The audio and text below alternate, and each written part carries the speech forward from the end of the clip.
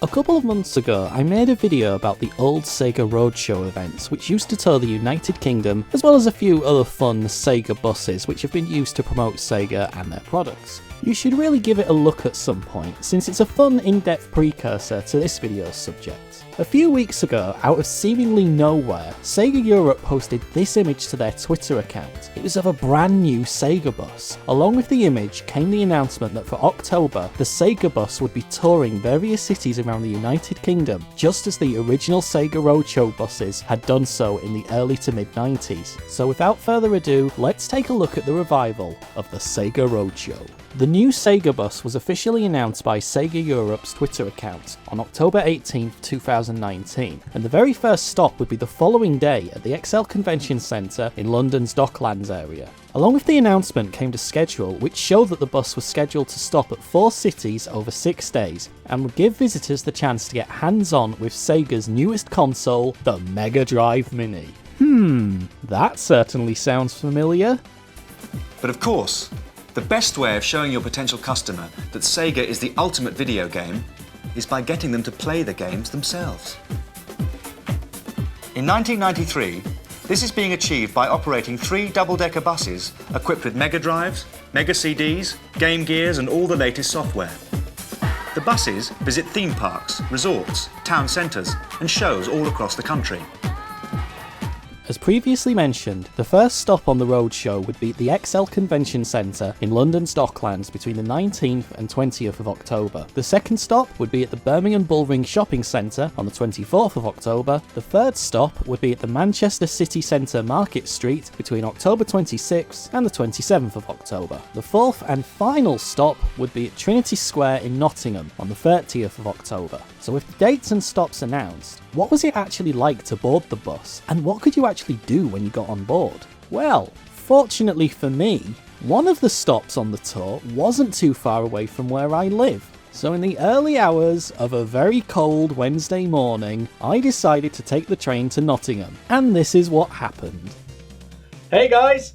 So it's very early in the morning right now. In fact, it is literally just gone 5 o'clock in the morning. And the reason why I'm up this early is because today is the day that the Sega bus arrives at Nottingham. So I want to get there quite early, like just after it opens, so hopefully there won't be that many people there.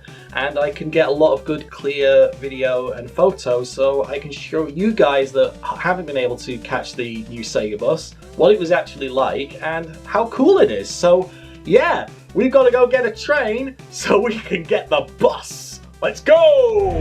Hey guys, so it's just gone 6:30 in the morning and the train to Nottingham has literally just left a few moments ago, and yeah, we are on our way, and it's 6:30 in the morning. I'm pretty tired. Also, is it just me, or if you look out the window there at the sky, is it like a weird shade of purple? I'm not saying it's aliens, but it is aliens. So anyway guys, next up will be Nottingham and the Sega bus. Guys, so I made it to Nottingham, so what I'm going to do now is get out of this train station and I'm going to see if I can find this Sega bus. Here we go! So I've been told it's apparently just round this corner.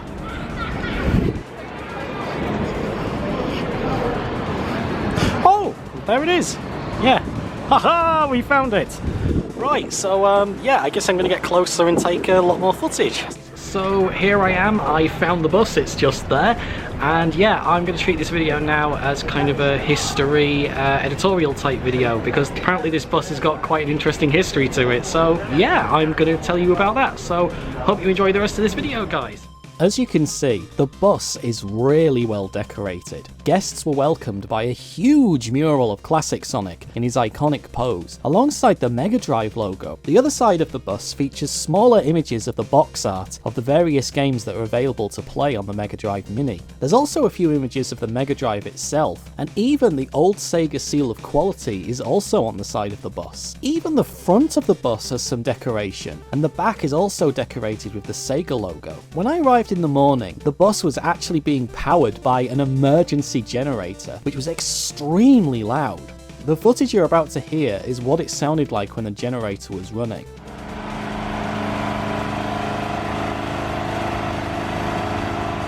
But Unfortunately for everyone, about an hour into the event, they actually switched off the generator and connected the bus to a mains power line, which made it a much quieter and much more enjoyable experience. When you actually board the bus, there's no shortage of units for people to play. In total, the bus had around 14 Mega Drive Minis set up and available. The lower deck had 3 units, and the upper deck had the lion's share of playable systems. Each Mega Drive Mini had 2 controllers attached, allowing for 2-player versus or 2-player co-op. There wasn't much in the bus in terms of decoration, but one thing that I did really like was really close to the door, there was a stack of Mega Drive Mini boxes. It looked really cool and was a nice little display piece when you immediately boarded the bus. And if you look really closely, you can also spot a card reader. Yeah, it seems that it was actually possible to actually buy Mega Drive Minis on the bus itself. However, I was never asked at any point if I did want to buy one. As for the rest of the bus, there wasn't much in terms of decorations or display. It was just the logo for the retailer Game, who happened to sponsor the bus, and they also sponsor this bus at each event that it's used at. And I did try the bus bell, and unfortunately it was disconnected. I was a bit disappointed. I was kind of hoping it would play a random video game jingle, or just do something a little fun. One thing that I did like was that some of the original passenger seats, when it was actually a bus that was used to transport people, had actually been kept, and you could sit in them and actually play the video games, just as if you were an actual passenger. And the staff on the bus were also amazingly helpful and friendly. In fact, if you were on your own and you actually boarded the bus, they would offer to play some of the 2-player games with you, so you could get a full experience of what the Mega Drive Mini had to offer. That was really good of them to do so. So whilst the bus looked really cool, and whilst it was really fun to relive a 90s experience, I was just a little bit disappointed, mainly due to the fact that the event was literally just a come on board the bus and play the Mega Drive Mini. And whilst that was cool, don't get me wrong, especially if you've never played the Mega Drive Mini before, which I haven't, that was literally all you could do. Unlike the original Sega Roadshows, which held mini competitions and even had free goodie bags for people who came on board, there were no such events or competitions held on the bus, and I found this a real shame. There could have so easily been a small speedrun competition, or even a get as many points in Sonic 2 in 30 seconds competition, and the winner could have got free Mega Drive Mini, or even the Tower of Power, which is something that I would have really given a serious go for. I really want one of those. If Sega did do one of these buses again, I really hope they would do a competition or goodie bags, because it did feel a bit lacking for those who had travelled a long way to go home with pretty much nothing. But despite this, the staff on the bus were all from the local game store, and they were really friendly and would offer to play co-op and versus titles with you. And there were no time limits to playing the systems, or even limits on how many games you could play. And they were also really cool with people taking photos and video, provided that none of the other guests on the bus objected in some way. However, despite how well the bus looked and how much fun it was to actually go on it,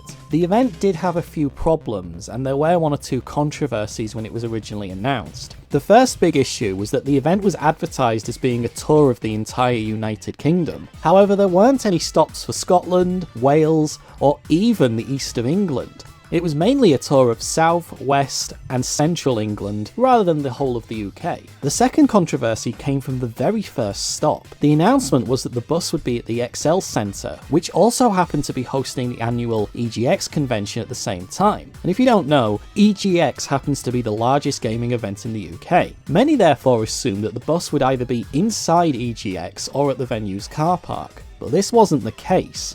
It was actually in another convention directly opposite EGX, which had a separate entry charge that you had to pay online. And many people who were going to EGX saw the Sega bus, saw the advert that tickets were available online, bought an entry ticket, only to be told at the door that they couldn't enter this convention as it had restricted entry to just parents and their children, which was a rule that wasn't advertised anywhere on the website that sold the tickets, and refunds were refused. Whilst this clearly wasn't Sega's fault, a lot of people were turned away at the first stop due to a lack of clarity and information from a number of parties. Another small issue was at the Manchester event when the main power supply failed and a power generator had to be used to power the bus. This resulted in a lot of noise for most of the day, but many visitors just passed it off as nearby construction works, which were also going on close by. Despite some of the early problems with the Roadshow, the event actually went ahead without any major issues, and reception was really positive. From speaking to the main organiser of the bus, some people had travelled long distances to each stop just to see it. Many people also posted pictures and their experiences on social media, which again were really positive. It was also very rare to be waiting a long time to get on the bus. Wait times at most were only 10 minutes at peak popularity. There was, however, one slightly awkward moment at the Nottingham stop. When I arrived very early in the morning, I was one of the first people actually there to go on the bus itself, and whilst I was filming the outside of the bus, a traffic warden actually approached one of the staff and asked if they had a permit to be there. Whilst they did have permission, they did have some trouble actually finding the permit, and then sometime later, the traffic warden returned, but this time with a police officer. And for a few moments, I did genuinely wonder if I was about to film the Sega bus being arrested, but fortunately, the permit was found and the matter was resolved. So another interesting fact that I found out about the bus is that this isn't the first time it's been themed for a video game or even piece of gaming hardware. You see, the bus itself is often used by the retailer Game to promote a number of big releases, and in the past it's been used to advertise Tomb Raider, Pokemon, and it's even been themed around Mario. Maybe we should take a look at the history of this bus sometime, because I bet there's a lot of fun things to find out. Let me know in the comments if you'd like me to look at the history of this bus itself. And that's pretty much everything I have to say regarding the new Sega Bus or Sega Roadshow for 2019. And I have to admit, it was really cool to relive a 90s event like the Sega Roadshows, especially since I never got to experience them in the 90s myself. I just wish that there had been something extra, like a goodie bag or even a competition to win something. And no, there wasn't a Sonic mascot character at this event, but honestly, it would have been a very tricky thing to do, given the limited space for a mascot character to operate in. If Sega did decide to do another Roadshow, I hope they do make it a bit more like the original 90s events, because for those travelling long distances to see the bus, it would make it more worth the trip. But that said, I really did enjoy my time and I met some wonderful people at the event. So I hope you've enjoyed this look at the new Sega Bus, or the new Sega Roadshow, whatever you want to call it. What are your thoughts about it? Do you want them to bring the Roadshows back? Do you think it's cool to see and go on things like this? And should Sega do another bus for their next big game? Please let me know in the comments. I love to read all your thoughts on stuff like this. See you next time! Hey guys, thanks for checking out my video. If you liked the video, don't forget to smash that like button and click the subscribe and bell notification button to stay updated on future content. I just wanted to take this time to give a huge thank you to my Patreon supporters, including Anthony Keane, Kenny Newbury, Mark Davis, Mayfa Stevenson, Mr. Retro Geek, Niemand, Rusty Coolpix, Spookaberry, Stalin Usher 2, and The Wax. If you'd like to join Team Awesome and support the work I do and be rewarded with early access to videos and other reward perks, please check out the link to my Ko-fi and Patreon in the video description. Otherwise, just please share the video on Facebook, Twitter and Reddit, which is also a huge help. But most of all, just thank you for taking the time out to enjoy the work I produce. It really does mean the world to me. Thank you. Ah, yes.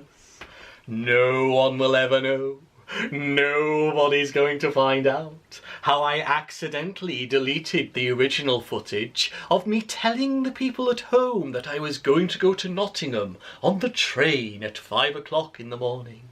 No one's going to find out that I had to film it again several days later, after I got a haircut as well, unless they decide to re-watch the video and notice that my hair mysteriously gets longer when I get on the train and arrive at my destination. No, no one's going to find out. Oh